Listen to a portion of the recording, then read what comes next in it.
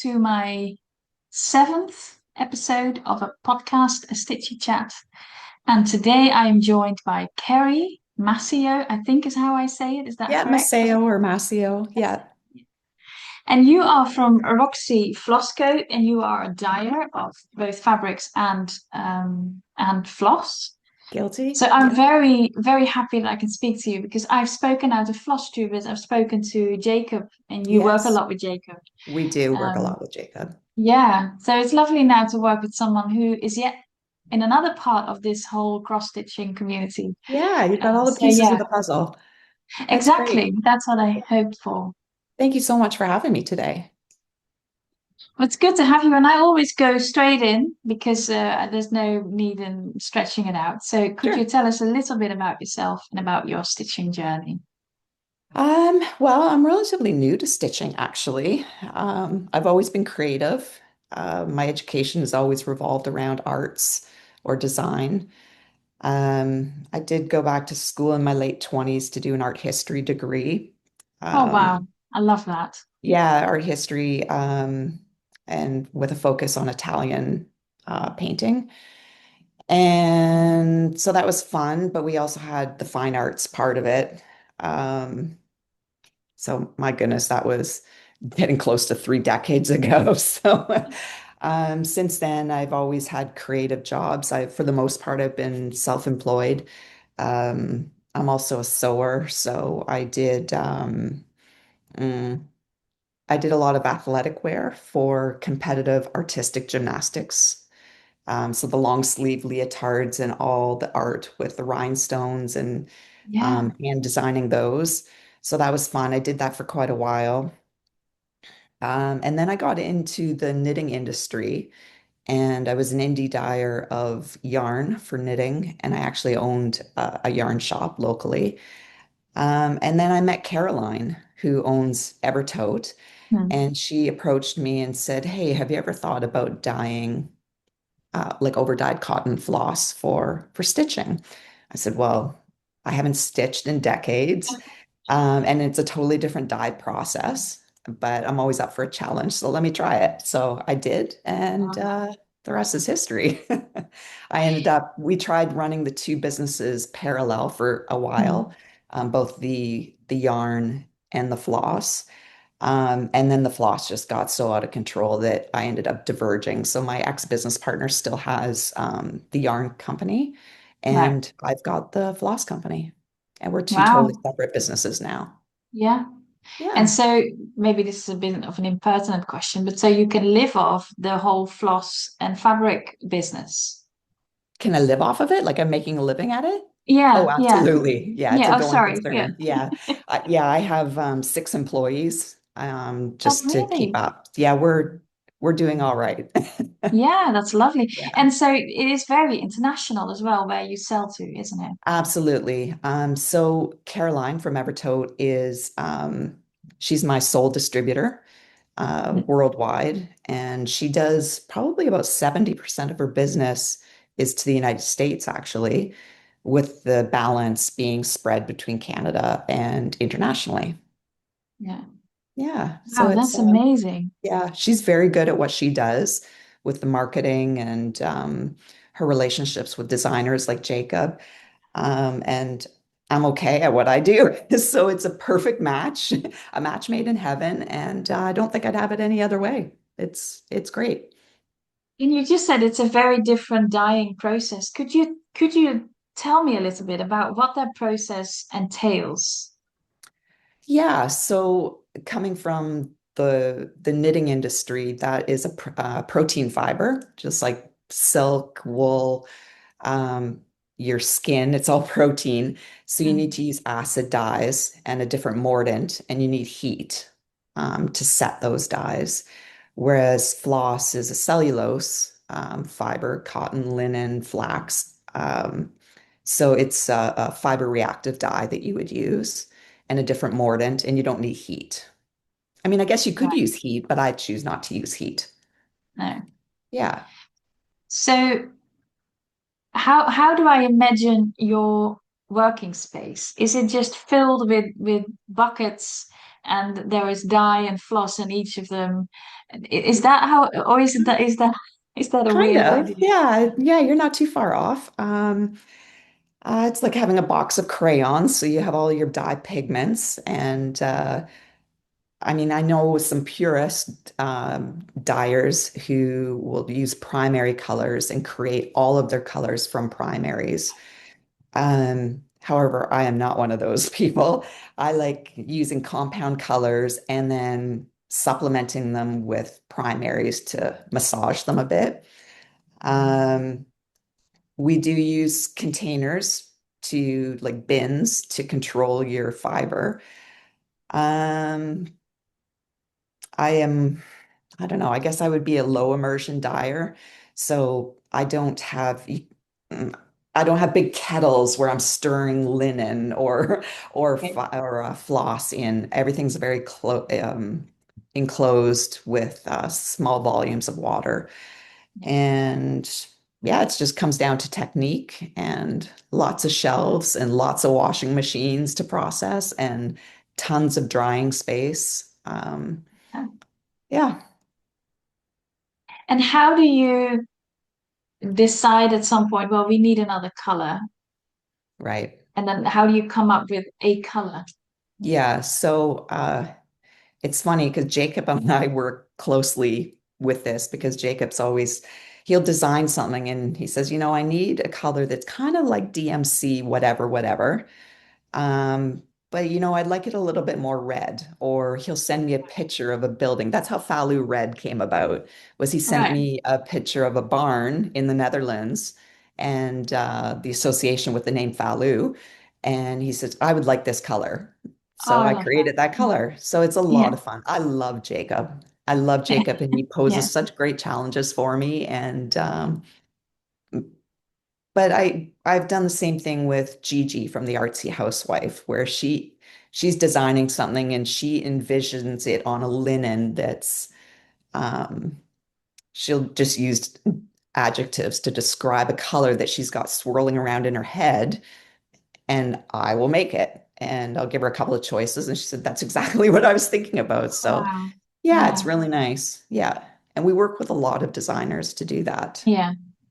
So it comes more from a request than that at some point you just have a meeting with your six people and you say, well, we want another blue. Let's make a blue. It comes Yes. from a specific question from a designer. That's right. That's usually the case. Hannah, who is a part of the Evertote team, what we call her Floss Boss, Hannah, but she Yeah. does most of the conversions for Evertote. And she might be working on a conversion and she just is short a color. We've got a hole in our palette. And she said, Yeah. in a perfect world, I'd really like a color that's kind of like this. Yeah. So we'll work to develop that color and it fulfills her need and it rounds out our palette. And Yeah. so yeah, it's a lot of fun. It's challenging. It can be very challenging at times, Yeah. but at this point, And we probably have close to 400 colors in the regular catalog. So those holes in the palette, they don't happen too often, but they still do happen, yeah. surprisingly. It's so frustrating when you're standing in the floss room trying to do a conversion. And it's like you're standing in front of 400 colors and you're missing a color. Yeah. Yeah. Yeah, But that also gives you new work, doesn't it? Because it means you that's can right. create something. Yeah. That's right. That's right. And so how is it I don't know if you see them as competition. You mentioned DMC a few times, which obviously Mm, is worldwide known. People use it absolutely. everywhere. Absolutely. How is it to sort of start a business in a similar line as such a big company? I don't, it's not a problem for me at all. I think of all of the indie dyers of threads and flosses out there. It's all a niche market. Hmm. We can't compete with DMC. DMC absolutely, and Anchor for that matter. They have their Hmm. place in the market. They've got a reasonably priced product. It's consistent all the time. And we're taking their product and just making it a little bit more artsy. It's no different than buying wool for a knitting project. You can buy a mill dyed, very uniform colored product, um, or you can buy an indie dyed product that gives it just a little bit more depth. It's all what you're looking Yeah. for. And I love the cross stitchers who blend the two I because do. Yeah. you don't always need to use over dyed floss for everything. There's True. it's there's no reason why you can't use DMC or Anchor if you've got little bits and bobs in a chart, and then you've got a big area where maybe an overdyed floss with some Yeah. tonal variegation might be warranted. It might be the Yeah. showstopper for your chart. Exactly that. I'm doing one by Teresa Kogan at the moment, and Mhm. she has a lot of DMC for the browns and the greens, Yeah, and then the red house is a beautiful overdyed, and that right. really jumps out of it. It really does. Yeah, I think that's really special. We've just Yeah, started working with Teresa a lot more, and yeah, I'm really enjoying her. She's a very nice person. Very nice yeah, person. and also Mhm. very artsy.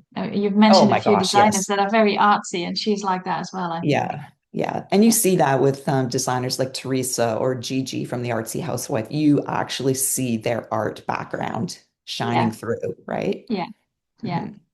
yeah. I noticed it also when I was speaking to Jacob. It's his Yeah, of process that's course. very artsy. Yeah, yeah, Yeah. that's right. So you also just mentioned the word consistent. Hmm. So how is it? Do you have formulas that you sort of stick to? Absolutely. So I have many, many recipe books, Mhm. and that's the one thing that you'll find as a stitcher using indie dyed flosses and linen is that you don't always have consistency because there's so many things at play that affect that final outcome. Yeah. Um, and the environment is a huge one. Mm. So being in southwestern Ontario in Canada, the weather is relentless. We spoke a bit about it prior to this. You've got just relentless heat and humidity in the summertime. And then we have brutal winters, like -20 winters. So I've got some linen recipes that I have to have a winter version and I have to have a summer version because the Really? undertones pull differently in different environments. And even being in a climate controlled building, it doesn't provide the consistency that you would think. So does it annoy you when you've dyed something and you want it to be the same and it doesn't come out the same, or is it okay? Annoying is an understatement. It's frustrating. It has brought me to tears many, many, many Really? times. It is because you're an artist and I'm somewhat of a perfectionist. And when something doesn't come out the same over and over again, it is so frustrating. Mm. And I'm finding a couple of my staff who are becoming more involved in the dye studio, they're finding the same thing and they're really beating themselves up about it. But you just have to let go of that notion that it's going to be consistent. If you want consistency, go and buy DMC. Yeah. Yeah. Yeah, And also if you want to make a project, I think with a specific indie color, buy mhm. enough of one dye lot. Absolutely.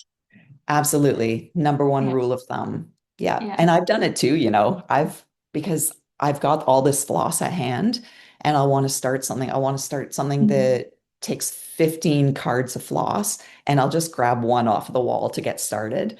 And then I shoot myself in the foot because I'll Yeah. run out of that card of floss and it's like, you're an idiot. Why did you Yeah. do that? So even I don't do it all the time, but Yeah. super important. And And I things can, also suggest if you've got a project with a lot of cards of the same floss, like a big monochromatic number, make sure that you're pulling threads, rotate through your cards so that yeah. all visually blends in the end. Oh, that's actually a good tip. I didn't know that one. Yeah, That's a good definitely. one, It actually. feels wasteful while you're doing it, but Mm. the overall effect is great. Yeah. And so, because you also said your background is also art, Yes. Yeah. how do you use that in your day-to-day work?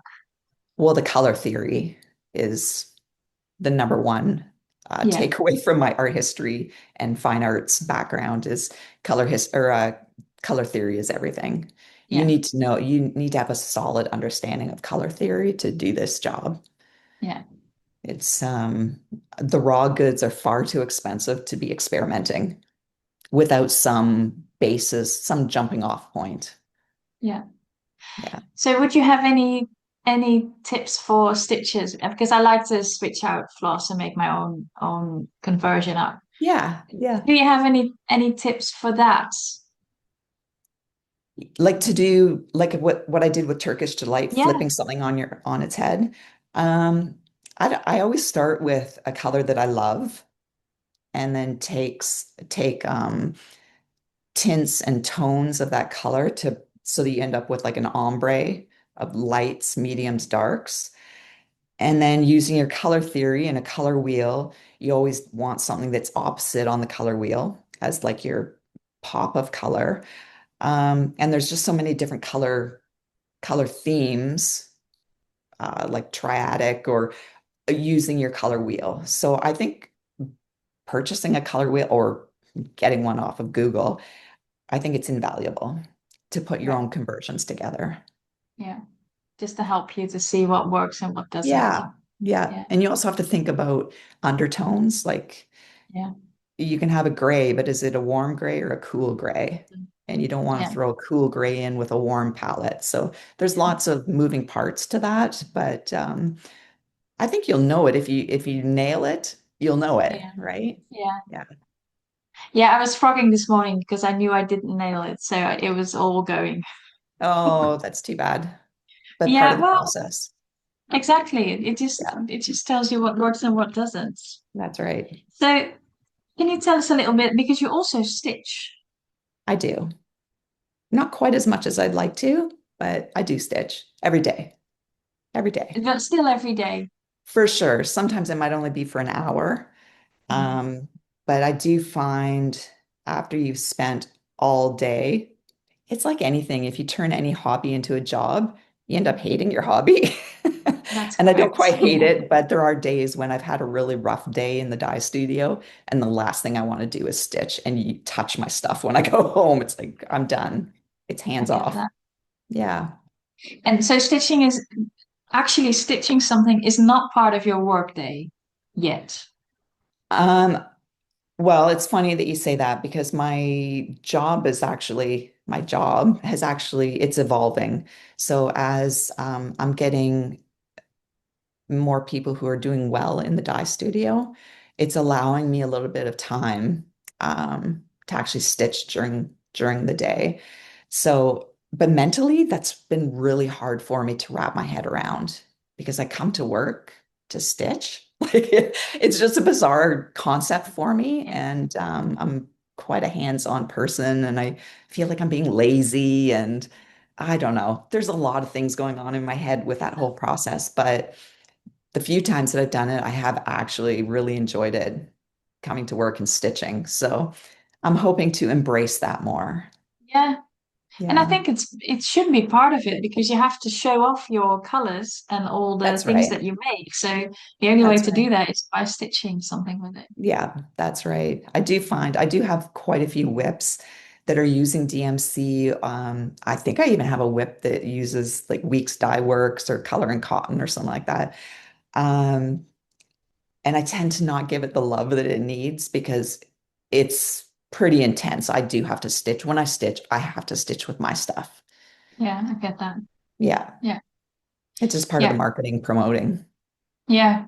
And but do you love hopefully you love your own stuff as well I above all the do, others. I do love my stuff.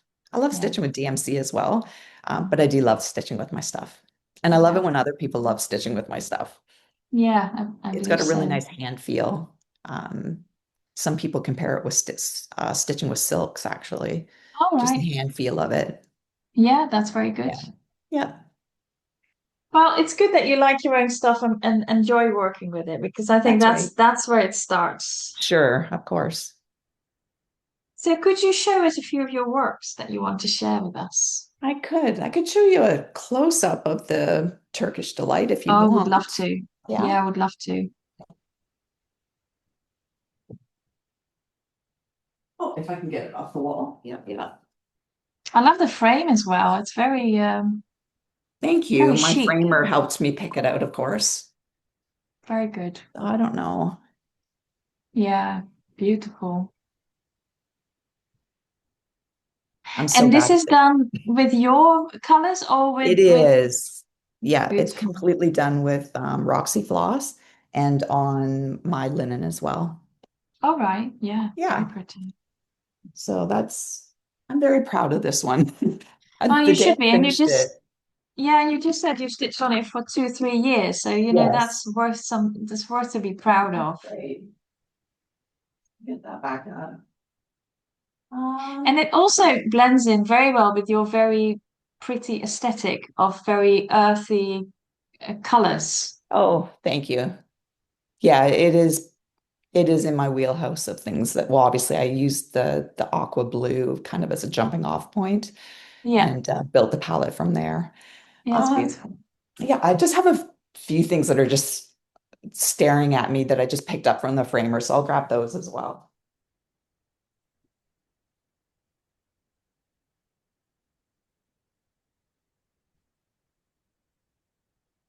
This one is Weeds and Wildflowers. It was Caroline's 50th birthday, Sal, and Gigi from the Artsy Housewife designed this chart for her. Yeah, And yeah, it was a big Sal, and you probably saw a lot of them on Instagram. it's very And beautiful. this was actually the buttery yellow linen that I had created for Gigi that she had in mind. And then, of course, again, it's all of Roxy Floss So this threads. is one where came to you and she said, "I want something in like this," and then you sort of made it. That's right. Yeah. And Yeah. so with this one, again, I don't know anything about this. Do you just put some linen in? You start with a little piece, obviously, I think, and then I'm you just chuck sorry. in some yellow and hope that it works. That's a simplified version of it. Yeah. Um, we do have some like bolt ends that we reserve for testing colors on. Um, and when Gigi comes to me and says, I want a really warm, buttery yellow, but only a kiss of it, I immediately conjure up a vision in my head. And I've been working with the dyes long enough that I know what pigments that will probably end up with that result. And then it's just a matter of quantities and then tweaking them, usually with primaries, just to either tone it down or punch up an undertone. Yeah, yeah, Yeah, that's lovely. I think this one worked out great. I'm really happy with it. Everybody seems to be happy with it. And so because I only stitch on Ada, and Yeah. I have seen dyers who say, well, it comes out differently. And I know that when I looked at your website, you show pictures of each from linen, even weave, and Ada. Yes. Do you Yeah. do that purposefully because there is a difference, or Yes. So Hannah does all the photography for the website for Evertote, and she purposely takes photographs of a couple of different counts of linen, Aida, and usually even weave as well, just because it does come out so differently. So obviously linen is 100% linen fiber. Aida is cotton, and Mhm. even weave is a viscose blend. So they're all going to take the dye differently. And the counts take dye differently. Like usually the 40 count takes the dye quite a bit lighter than 36 or 32. Um, 18 count Ada is notorious for taking the dye completely off the wall from what you envision or what everything else looks like. So there's some Interesting. colorways that I have that I won't even dye on Ada because I know that I'm going to be so disappointed with how it comes out. I just don't even bother. Like those dark blacks, uh, I don't bother doing it because they're going to come out like a charcoal. I have a colorway called Candy Apple, and it's this beautiful, rich blue red, dark. And on Ada, it just comes out, or on the 18 count Ada, it just comes out washed out. It's terrible. Strange, because there's no Yeah. explanation for that. It just happens every time. No, and it's consistent. It is just with 18 count for some reason. I've tried to like rework my recipes just for 18 count, but there doesn't seem to be enough dye pigment in the world to make it come out the same. It's just something with the weave or it's not the blend of fibers because it's the same across the board with Ada. It just must be the density of the Yeah. weave. Yeah. And it does explain to me because I've been looking for good, pretty colors on 20 count, 18 count. That's what I Yeah. use. But Yeah. that's much more difficult than finding a dyed linen anywhere because not everyone does it, basically. That's right. That's right. So again, it's one of those things when you spoke about do you get disappointed or upset with how things turn out? I do. It's one of those things where the 18 count Ada and how the colorways turn out. I mean, sometimes it's fine. I'm going to say the majority of the time it's fine, but there are certain colorways that it just you can't pull it off on 18 count. No. And you know what? Even weave is the same beast because uh, the fiber reactive dyes are made for cellulose products, and some would argue that even weave being comprised of viscose is a cellulose. It comes from trees, but it's so chemically beaten down that it's not quite a cellulose fiber anymore. So it takes dye very differently than Ada or linen, of course. So Yeah. um, again, that's great for, I find lighter neutrals work really well on even weave. But when you get into the darker colors, you're just not going to get the saturation No. that you're expecting. Yeah. With the exception of 40 count even weave, Verdal is amazing. That works. Yeah, And so do you always start with a white fabric, or could always. you even start with a an already Zweigart um, uh, painted one or dyed one that you can then Yeah, dye again? yeah, I probably could start with a previously dyed linen, but I never have. I always just start with white. Again, fiber reactive dyes are a bit transparent. Is that the right word? Transparent? Translucent?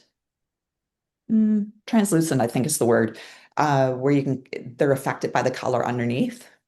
Right. So I don't know. That's an interesting question, actually. But I don't think I would go to the expense of buying a Mm. mill dyed Zweigart just to over dye it. So you just get tons and tons of just white Zweigarts of Yes. everything, and Yeah. that's what you use. Yeah. Yes, that's right. Yeah. Tons and tons. Yeah, and for the floss the same. You have white floss as a basis. Correct. Yeah. Yeah. Yeah. Oh, that must be such a lot of work. It's so interesting. I love colors, and that it always makes me happy to have a lot of colors around me. So that must be a good part, a good aspect of your job. Yeah, it is actually because I love color as well. You would not know it if you walked into my house. I have a very neutral, like everything's white or off-white. I like the fact that I have a blue shirt on today is crazy. That's crazy talk. I'm It does usually in blend in grays or nicely. blacks. Yeah, I personally wear very neutral colors, but I love color. Yeah, well, then you can just put it in your job, can't you? You That's don't have right. to put it in your house. You can put it That's right. Yeah. elsewhere. Anything Mhm. else you want to show us? A pretty piece that you've stitched? Um, sure, I've got one more sitting here looking at me.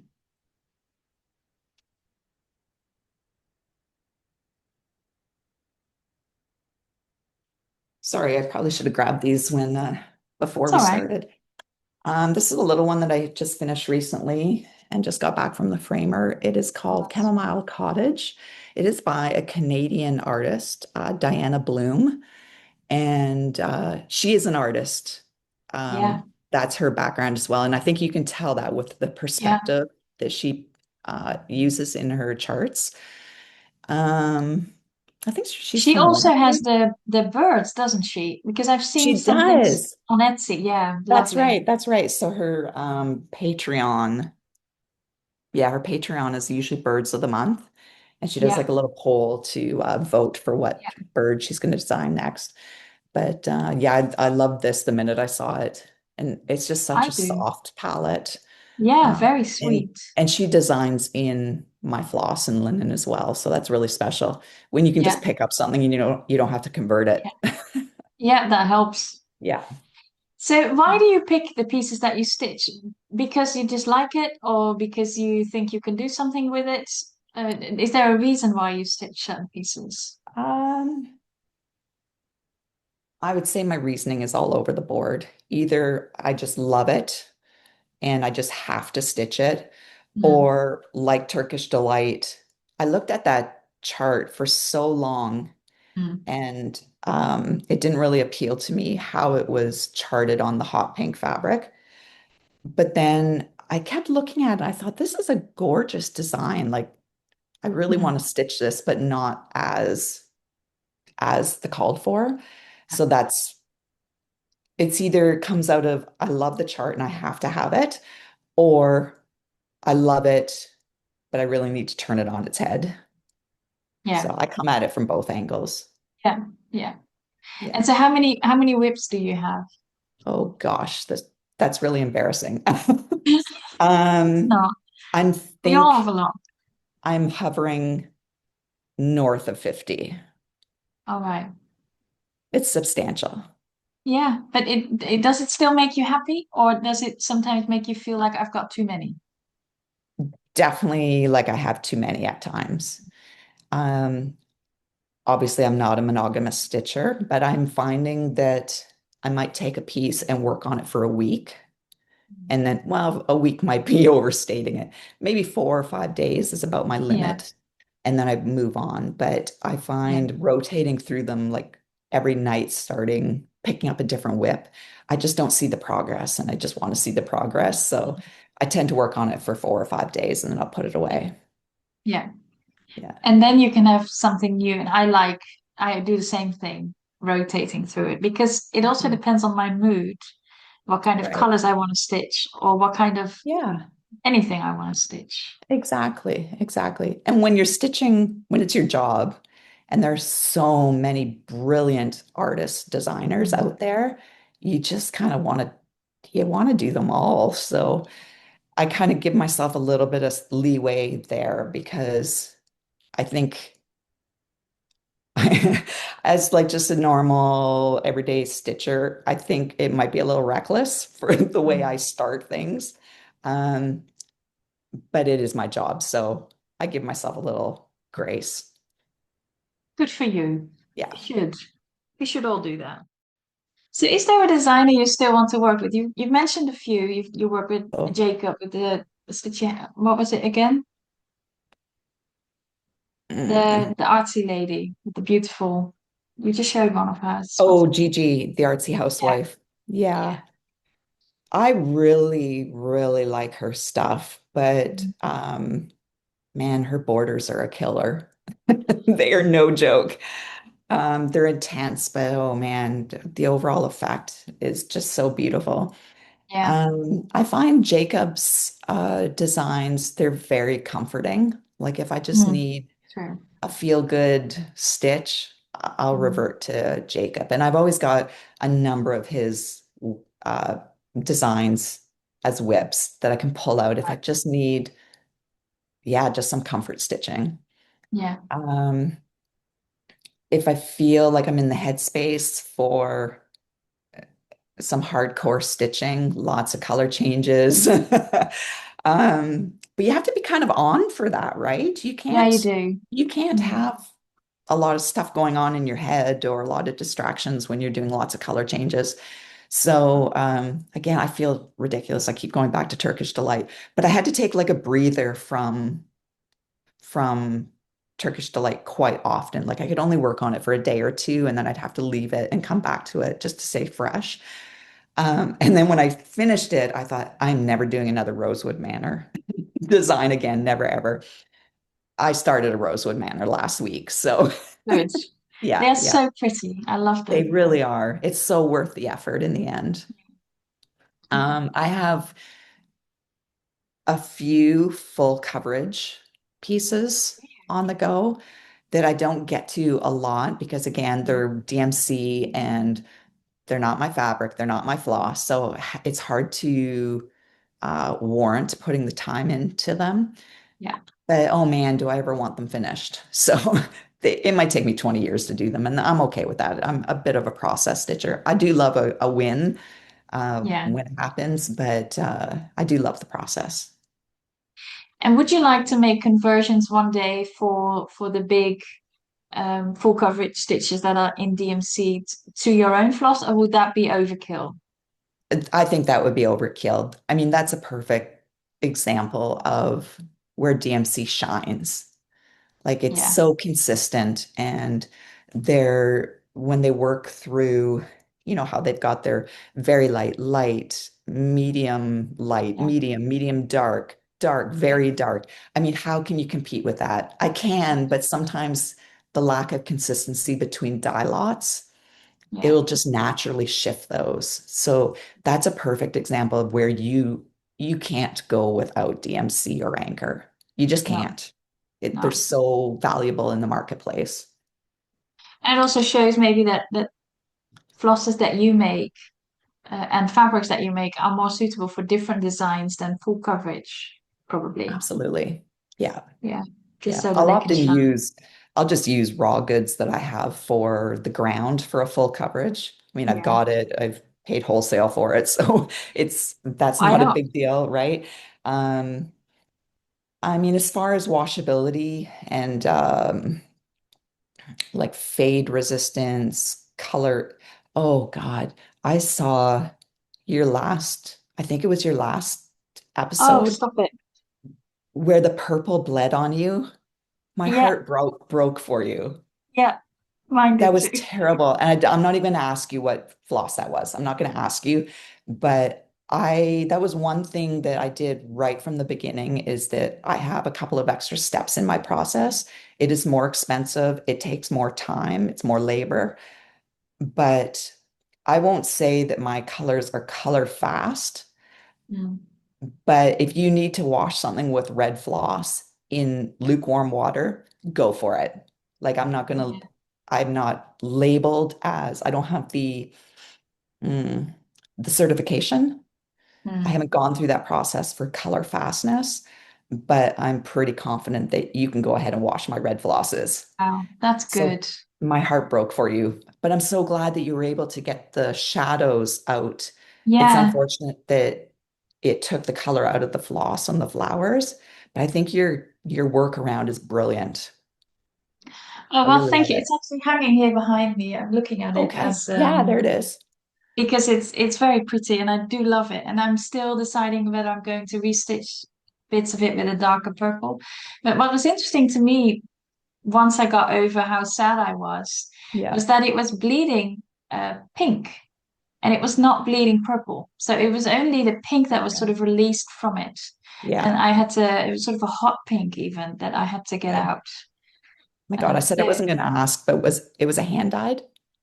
it was Weeks Dye Works Oh, shoot. floss. I almost feel like they maybe skipped, not intentionally, accidentally Yeah, missed a mordant process just for that one skein. I don't know, I because don't that know shouldn't either. happen. It really shouldn't happen to that extent. No, and I was and like yeah, I was really sad, but I was happy that Yeah, it was I was able to take it out of the fabric. That was the, yeah, yeah. but That was it a. did make me think, is it worth it using overdyes if it Mm, bleeds for I say especially for 100% big pieces? yes. Yeah, I say 100% yes. Use the over dyes. Just know what you're getting into, and I mean, human error happens. It's absolutely. unfortunate that it happened after all that stitching, but it does happen. It does It happen. does. And it's not the end of the world anyway. I was sad for a bit and then that, it is what it Right. is. Could I ask you, Mhm. um, because I have a few questions from previous um, guests. Yeah. And one is, if you could spend a day with a designer, who would it be? Oh gosh. I would just want a big party with them all. I don't Oh, think I that could sounds good. choose. Yeah, I don't think I could choose. I mean, all of them are amazing. And you might have big parties with them all because don't you go to the markets that are everywhere where people always sort of We show up don't together? actually. All right. As a manufacturer, I don't bother. I've got a pretty good gig here with Caroline and Evertote. Um, Her business model, um, like she's an online store, and her business model kind of focuses on older charts, like breathing new Right. life into older charts, because I find the designers are just pumping out patterns so quickly. Yeah. The charts that were only 3 years old are kind of long forgotten. Yeah. So I really like her business model. And it doesn't really work with Nashville Marketplace or Needlework Marketplace or any of those events. No. So yeah, I'm not sad about not going. We're doing all right. No. And it still means you want your party with all of them. Yeah. Yeah, that's right. And what is your favorite shop? My favorite shop. Well, sounds really bad being Canadian. Obviously, I love Evertote. But I don't even Yeah. consider that shop. It's like going into your bedroom, right? Yeah. I think my favorite shop is maybe 123 Stitch in Texas. I think they're in Texas. They have a great postage rate to Canada.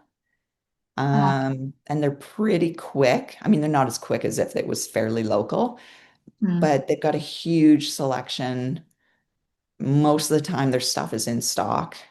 I've built a little bit of a relationship with them.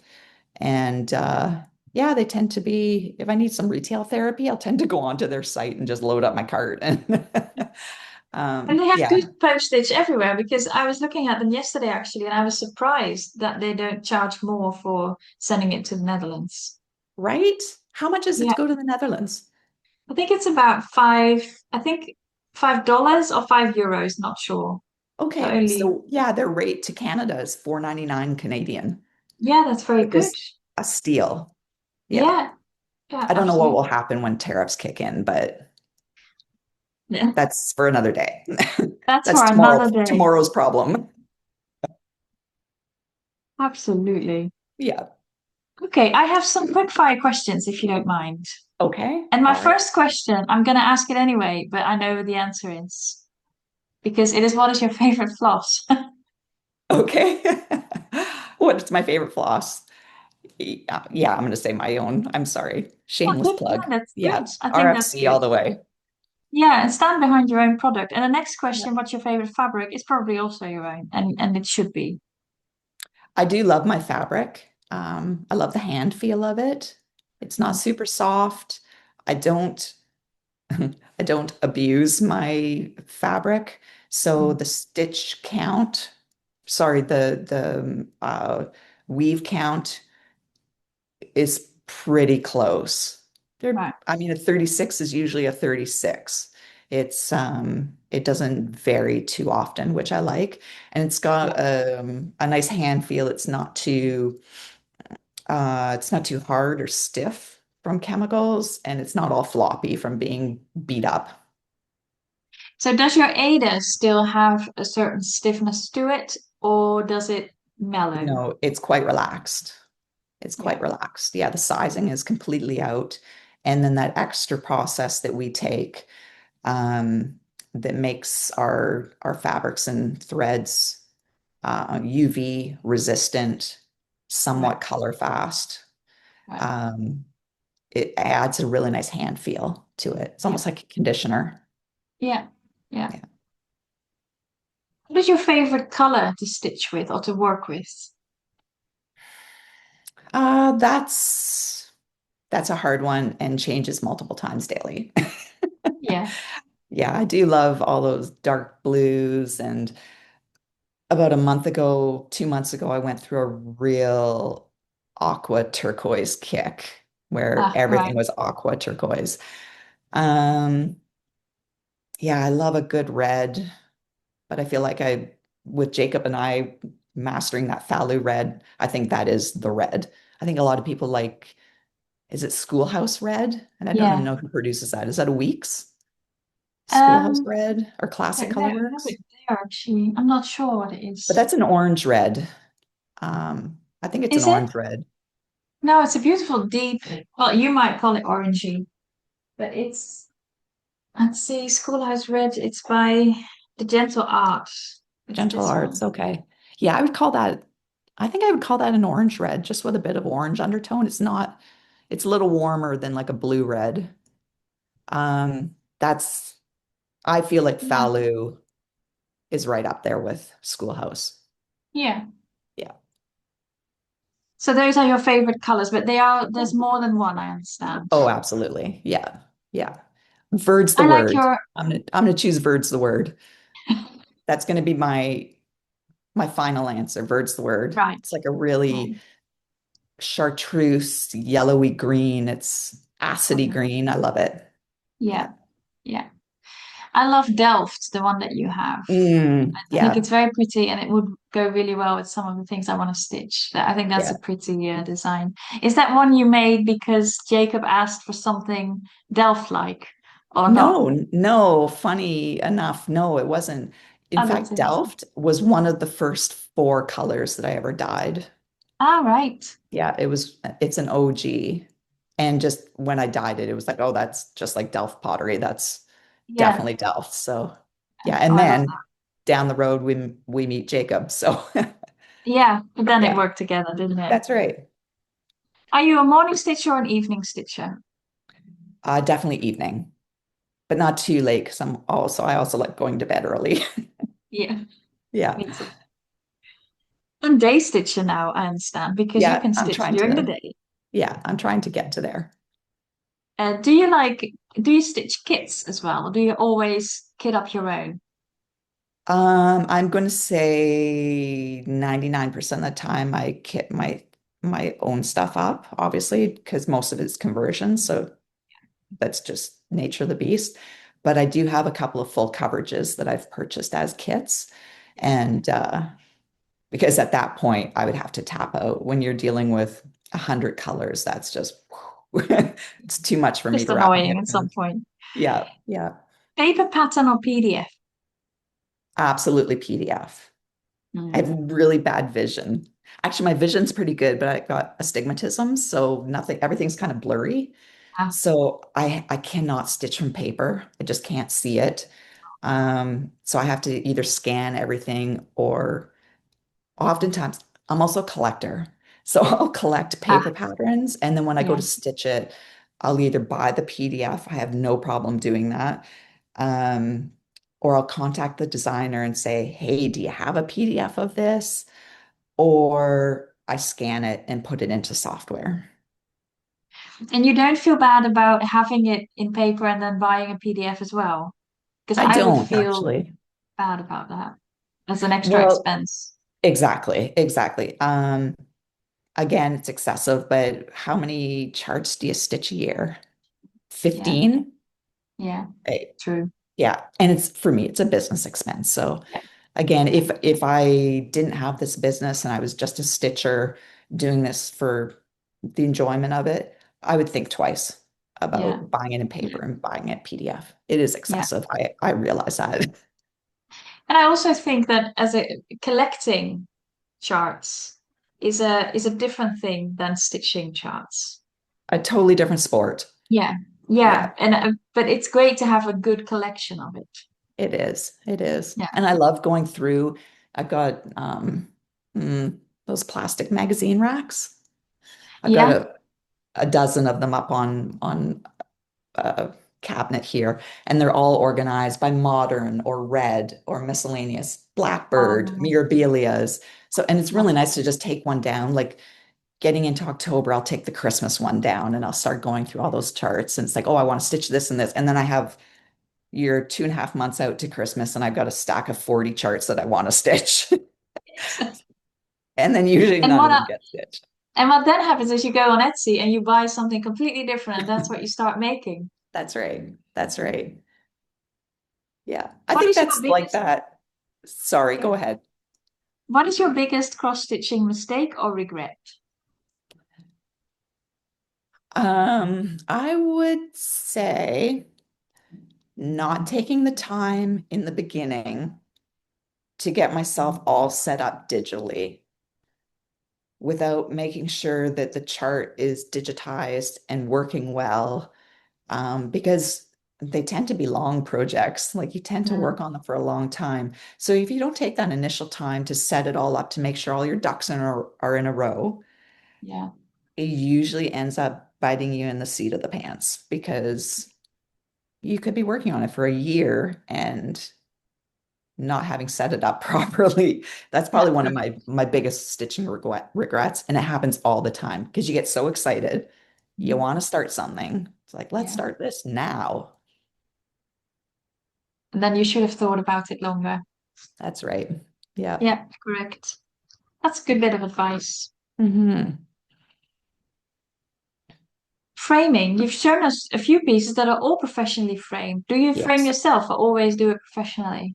I do not have time to frame anything myself. Um, I have done a few soft finishes, but I don't know. I find as soon as I finish something, I just want to hand it over to somebody to take care of it. And that's just a character flaw of mine. So most of my stuff is framed. Yeah. And And it's beautifully framed. It's very nice. thank you. And again, it's my business. So if I Yeah. was just a stitcher, just doing this as a hobby, I probably wouldn't spend the money on the framing because it's not cheap. It is not No, cheap at all. no, no, And if I had the skill set, I mean, I probably do have the skill set to frame things myself. I just don't have the time or the no. energy. There's so many other things I could be doing, like managing my Yeah. staff or, yeah, cooking dinner. Yeah. And I think, like you say, if you can say it's for the business, then it's a good reason to have it professionally done. Sure. Yeah. Now, when I pass, you'll probably want to head to Valley Village in our our tag shop in our area because I'm sure they'll all be there. Good. Yeah, yeah. Stay tuned. Good. Would you start something new or would you finish your whip if you have a moment to stitch? Um, I would probably pick up another whip. I tend to just have new starts when there's a new release, like whether that's a new release of linen or a new chart that's being released that Caroline has brought in, a new designer that we're working on with. I'll start something then if we've got to Yeah. promote it or market it. Um, but I've got so many whips that I just love that I'll often scoot through my bins of whips and say, "Oh, I want to work on this." Whoever's Yeah. talking to me, it's like, "Do you want to be worked on tonight?" And then that's what, so it's not like you see one and you think, oh, I can smell a finish line. I will just, focus on it for 2 weeks and then it's done. Yeah, I think 2 weeks to if a whip needs 2 weeks to be finished, it's not going to be finished in 2 weeks. Right. It might take a little longer because again, it's about the process for me. I do love a good finish, but it's not. I No, don't buckle down to stitch just so that I can have a finish. no, Yeah, no. The fun is in the journey. that's right. That's right. Do you use bobbins or floss drops or do you have a completely different method? Well, all of my floss comes on cards, so I Ah, use this as my floss drop. So I yeah, just clip the ends and then you can pull a length off and yeah. Bob's your uncle. I like that. I think that's a very nice system. Yeah, and then I'll just put this on a ring with Yeah, all the flosses that yeah, you need for your project. And yeah. yeah. Very nice. Hmm. Do I you used to stitch in bobbin hand? though. Sorry? Oh, I used to bobbinate like back in the day, Yeah, like in the 80s when I was stitching. I took all my DMCs and put them onto bobbins and I had the little flat case and yeah, then I actually I mean I still had all my DMCs from the 80s when I started stitching. I guess it was 5 years ago now. Um, but I found all the kinkiness from being bobbinated for yeah, decades. It was like yeah, they were nodding, and it was like, okay, I can't do this. So yeah. Yeah, they do get sort of in the shape of the way it's they done do. around the bobbin. And Yeah. someone showed me using little bags. That was Barbara, my last guest. And I've put all my bobbins into bags so that I can basically take the bobbins out at some point and just Mhm. have it in bags because I think that's the easiest way to do it. That's nice. Yeah, I do have a couple of whips that's the case, like ones that have what is it, Kryneck? Like the Yeah, metallics. yeah. And all the specialty, like I got a couple of Mirabilias on the go and Mm. all of the flosses. And a chatelaine. I have a chatelaine on the go that's all the flosses because I know it's going to be a long-term whip. So they're kind of protected in the bag. Yeah, Yeah. yeah. Oh, chatelaine is beautiful and Yeah, a lot of work. they're no joke. It's a Yeah, lot. You really have to be in a good headspace for that. yeah, yeah. With that one, absolutely. Mhm. Is there any other needlework technique that you would like to try or do something business-like with?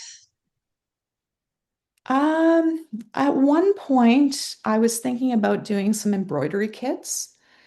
And Roxy Floss grew so fast that that idea was just left in the dust. I'll never circle back to that. I just don't have the time. Um, I love them. They're so pretty. I've noticed that even doing some embroidery, some different needlework techniques. Like if I bust out a Smyrna cross, you're lucky. Like Yeah, that's about as fancy as I'm getting. I might do a satin stitch, but that's about all I'm doing these days.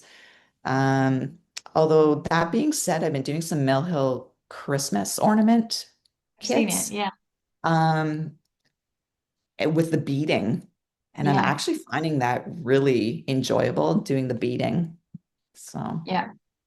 who knows? So Who knows how maybe, things and roll?